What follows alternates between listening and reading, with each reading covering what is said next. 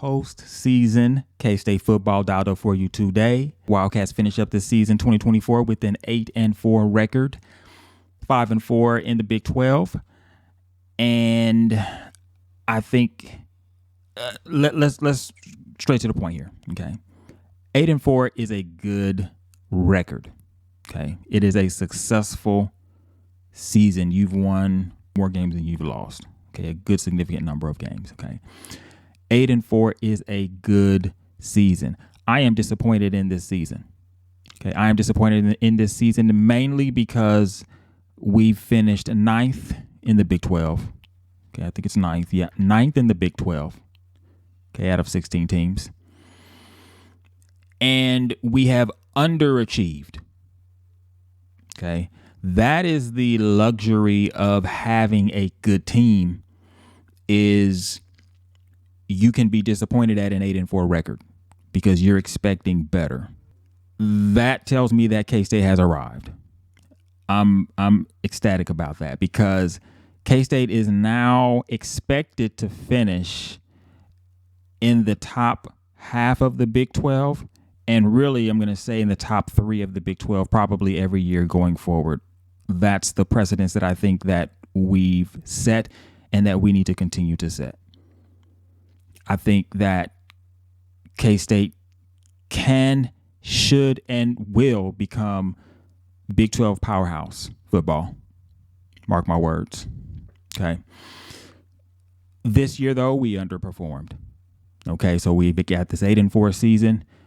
Successful, but we've underperformed, and we hope to do better next season. I think we will. So what I want to do, I want to go through 5 key challenges that I think we had this year, and kind of talk through those and maybe understand better what happened this year. What were some of the things that maybe were unforeseen at the beginning of the season, and maybe some things that we can work on, obviously to get better next season. It's going to be a challenge. Also, the backdrop to this video is just finding out the news that receiver Trey Spivey has entered the transfer portal. Okay. So Trey Spivey expected to start next year at wide receiver. Just a freshman, but really high ceiling, I think, young, talented receiver that we had come in and kind of pick things up at the end of the year. Looks like he's going into the transfer portal. So we'll talk a little bit more about that going forward here. So 5 key challenges that I think this team had this year. Okay. Number 1, young at quarterback. Okay. I think we all knew Avery Johnson coming in, sophomore quarterback, young guy. Going to be some growing pains. We were a bit spoiled last year, I think, during the Pop-Tarts Bowl and some of the time that he spent relieving Will Howard. What we saw was a young, confident kid. Okay, we saw a kid that was not, deer in headlights. Okay, he was up for the challenge. Okay, mentally. Physically, probably not, but we didn't see enough of a sample size of him in that 2023 season to know. Okay. So now, we see, okay, yeah, he's got the moxie, but he probably needs a little bit more development to be durable enough to get through that full Big 12 season. I think, he's a year out. So I don't think there's an issue here. I think we're still in good shape with Avery Johnson. Just that was a key challenge this year. I think young guy, young quarterback, key position. And I think next year we get a year older. So we're there with them. Number 2 key challenge. I think we were young at middle linebacker. I think this was a bit unexpected.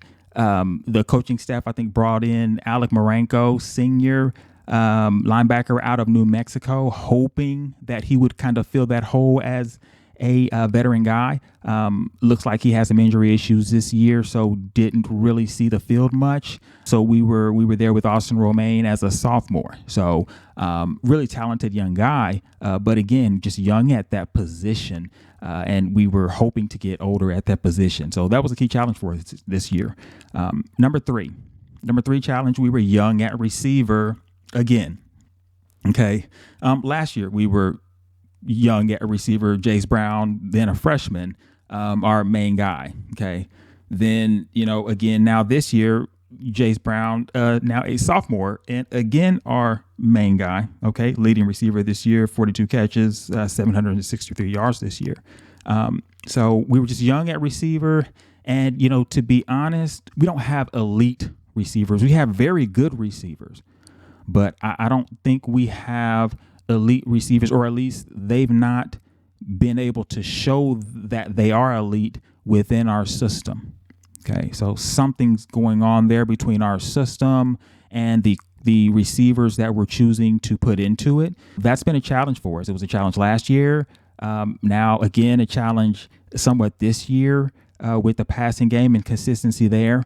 So, another challenge there. Number 3 is that young receiving core. Number 4 challenge for us this year, updated coaching staff. Okay, I think we all know we had change in offensive coordinator. We had Matt Wells come in, new role. Connor Riley switched to offensive coordinator, new role. They're trying to get their feet under them. I think they performed well, but probably, okay, there were some growing pains there, and some mistakes were probably made in attempt to kind of figure one another out and figure out how the offense is going to run, and how to work with the personnel you had and things like that. So, hey, updating, changing staff.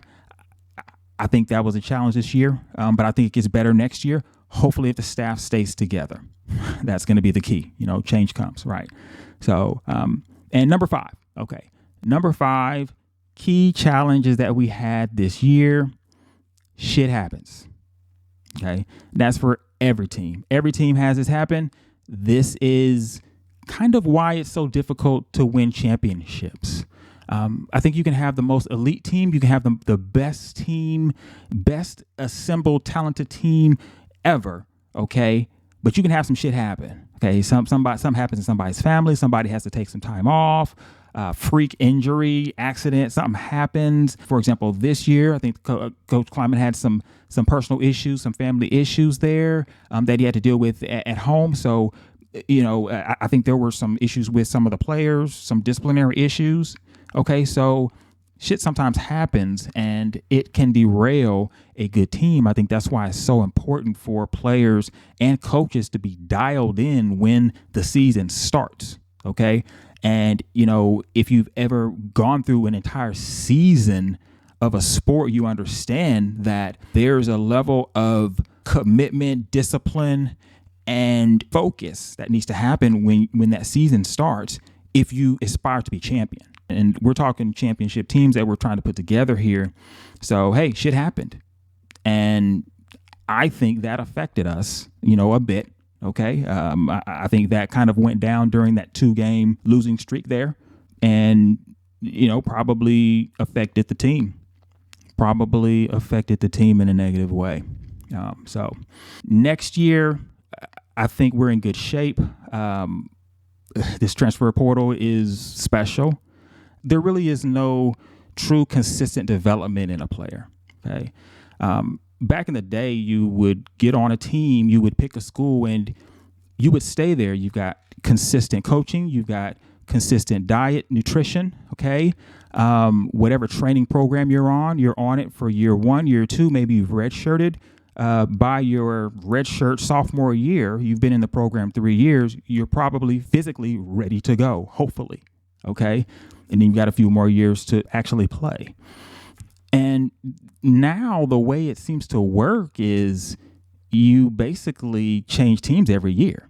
You don't have any of that consistency in developing your body, your habits, really getting into a program and kind of getting that muscle memory down and how you need to operate within a system. You don't have that with this transfer portal.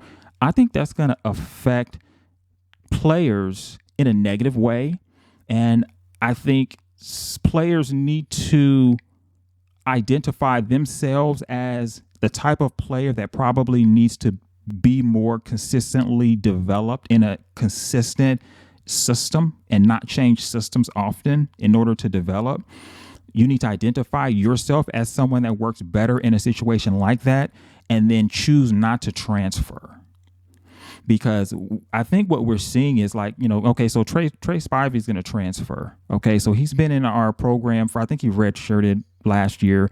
Okay, so now he's coming in. He's a freshman, and he's been in the system for 2 years.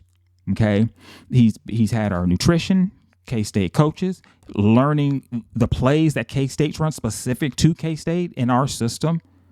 Okay, he's had that for 2 years. Now he's going to go transfer to a new school and have to learn their new system, get acclimated to their coaching, okay, understand their nutrition and their program. I don't understand how this can be. I think this can be so negative for most kids.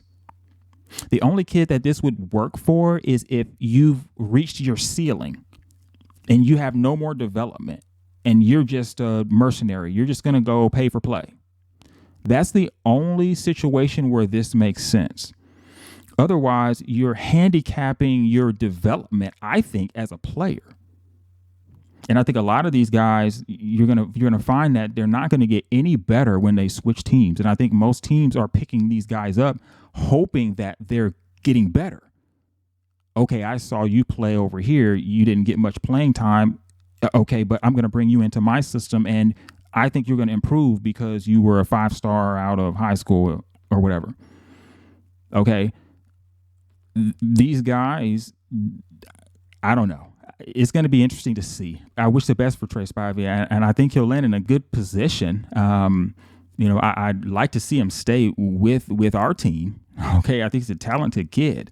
I don't know. Now, what's interesting is that now we're going to have to turn around and pick up some receivers or whatever, right, from the transfer portal. So now we're in that same predicament where, okay, we've got to find a talented kid that wasn't happy where they were, and now we're going to bring them in here and hope that they can fit into our system within a year. Okay, within 1 year's time, less than a year, you really, preseason, you get in, learn the system, and you play. Okay, unless you're really quick on the uptake, you're probably not going to see the field. Okay, a lot of these kids probably don't even see the field because they don't even understand the playbook fast enough. They just got on the team. I don't know.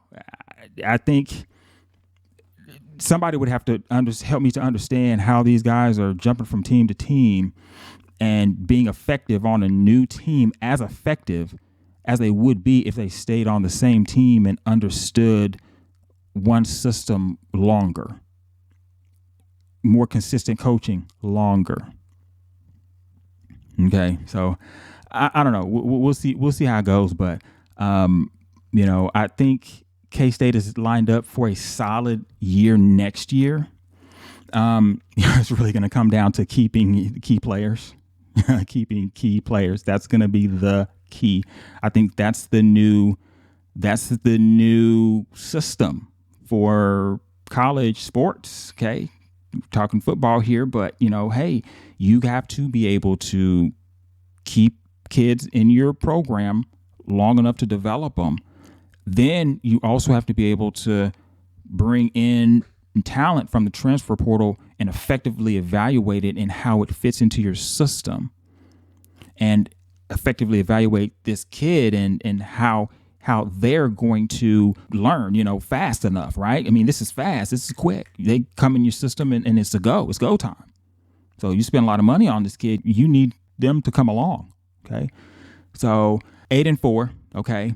We'll see how the bowl game plays out. A lot of times it's a good opportunity for the young guys to see the field and get some experience. Nowadays, that's what the bowl has become. Okay. So we'll be able to see some of these guys play.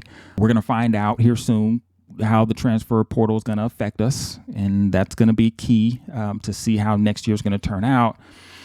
And then I think, we go from there. I think we build our core and we go from there. We got to set ourselves up for next year to be, I'm going to say 10-2 or better. I think we got to set ourselves up for next year to be 10-2 or better. Whatever the process is, I think K-State is going to have to step up to that 10-2 level at least. And not just that, but like in the championship game for the Big 12 championship, or else, K-State's going to lose this good opportunity to grab a hold of control of this league. The pressure that the coaches are feeling from the fans, I think the fans feel it. We see the realignment happening. We see an opportunity for the Big 12 to position itself in line behind, at least for right now, the Big 10 and SEC. And the dominator of the Big 12 is going to have something to say about where the Big 12 lands, right? And I think the spoils are, especially if the Big 12 lands in a good position, right, as far as media rights and things like that, the spoils are going to go to the dominator of the Big 12. And whatever team that is going to get those benefits and opportunities to go to the college football playoff and potentially win there. K-State's in a position to do that, but K-State's going to have to step up and take advantage of it. So, all right, thanks a lot, guys, for listening to today. Please feel free to hit that like button and subscribe.